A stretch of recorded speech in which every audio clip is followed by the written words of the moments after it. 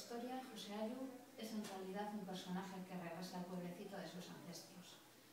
Sin embargo, esa procedencia es lo único que compartirá con sus congéneres. En lo demás es diferente, en sus creencias o en su falta de ellas, en sus costumbres y maneras, de tal forma que los habitantes del pueblo pues pronto lo rebautizarán como Cosayo, esto es Cosayo.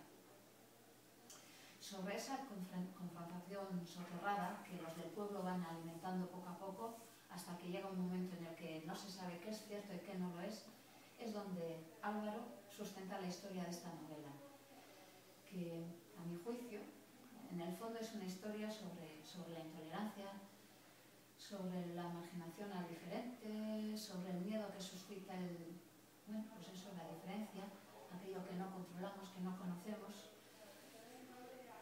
Y todo ello en base también a una persona que hace de la provocación una forma de vida, ¿no?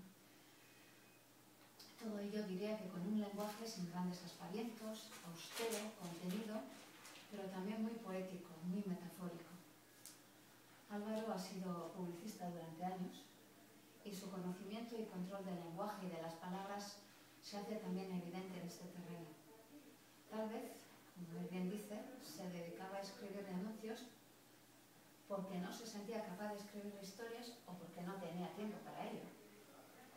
Ahora le ha llegado el momento de escribir esas historias que de alguna u otra forma ha tenido en mente, ha recogido aquí y allí, porque también tiene buena capacidad para escuchar, para quedarse con anécdotas, con pequeñas historias, que son pues igual el escaparate de un trasfondo mucho más profundo.